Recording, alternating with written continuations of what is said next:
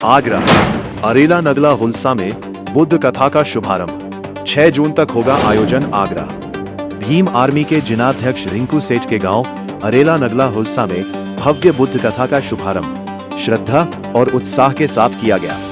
कथा का शुभारंभ सुप्रसिद्ध बहुजन गायक एवं कथावाचक सूरज राही जी द्वारा किया गया, जिन्होंने भगवान बुद्ध के जीवन, उनके विचारों और मानव कल्याण के संदेशों पर आधारित कथा वाचन प्रारंभ किया। आयोजन समिति के अनुसार यह बुद्ध कथा 31 मई से 6 जून तक प्रतिदिन आयोजित की जाएगी।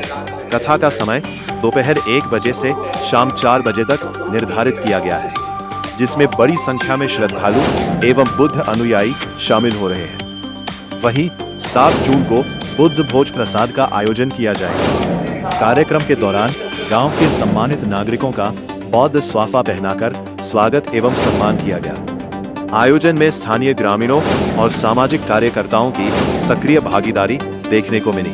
भीम आर्मी जिलाध्यक्ष रिंकू सेठ ने बताया कि इस बुद्ध कथा के सफल आयोजन में गांव के लोगों का महत्वपूर्ण योगदान रहा है। उन्होंने कहा कि आयोजन का मुख्य उद्देश्य भगवान बुद्ध के विचारों, उनकी जीवनी और उनके मानवतावादी संदेशों को जन जन तक पहुंचाना है। आयोजन समिति के सदस्यों ने बताया कि बुद्ध कथा के माध्यम से समाज में भाईचारा, करुणा, दया, शांति, समानता और मानवीय मूल्यों को मजबूत करने का प्रयास किया जा रहा है। उनका मानना है कि भगवान बुद्ध के विचार आज भी समाज को सही दिशा देने और सामाजिक समरसता स्थापित करने में महत्वपूर्ण भूमिका निभाते हैं।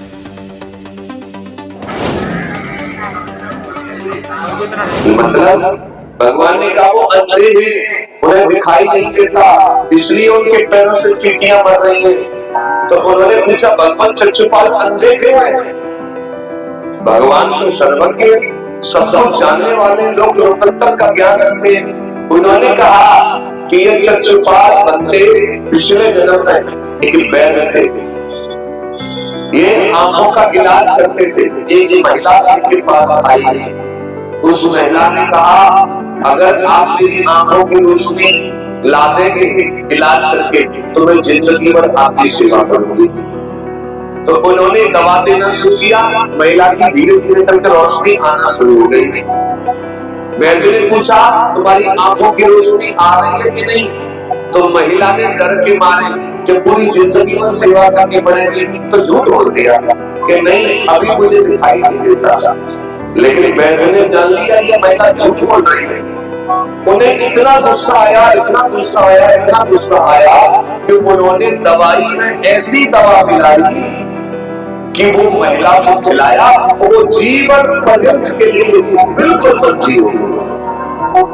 भगवान ने कहा उसी कर्म के कारण इनको इस जन्म में अंधा पैदा होना, अंधे बने इसी कर्म के कारण।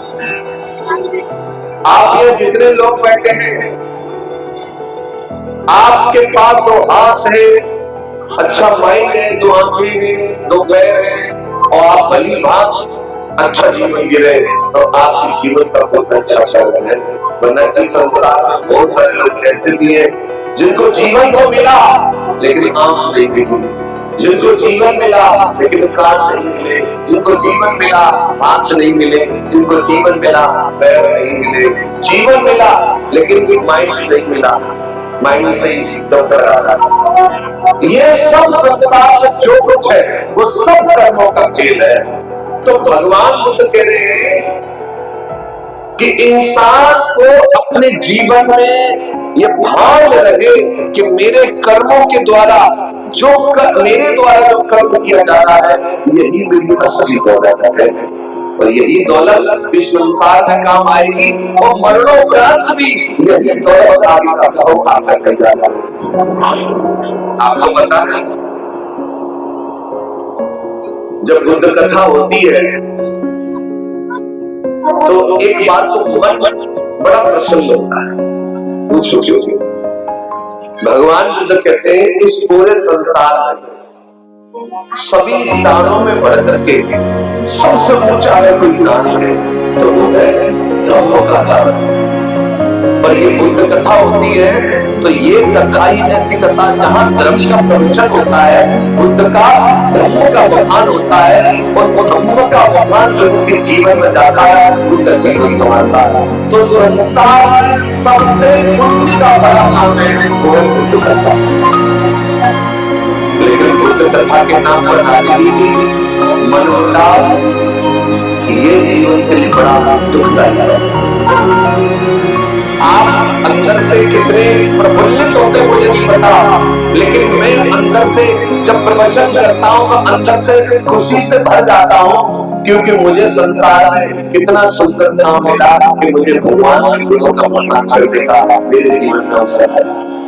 मैं इसलिए खुश होता हूँ कि बुद्ध का वचन मेरा जीवन संभालता है, और वही वचन जब मैं कहता हूँ तो जाने कितनों का जीवन संभालेगा।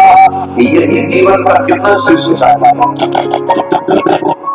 तो कबीर क्या कह रहे हैं कि कबीर वो धन सच्चे जो आगे को होए और शीश चढ़ाए कोटरी ले जात न देखो बोल। तो मनुष्य का जीवन पाकर के अच्छे कर्म करना चाहिए।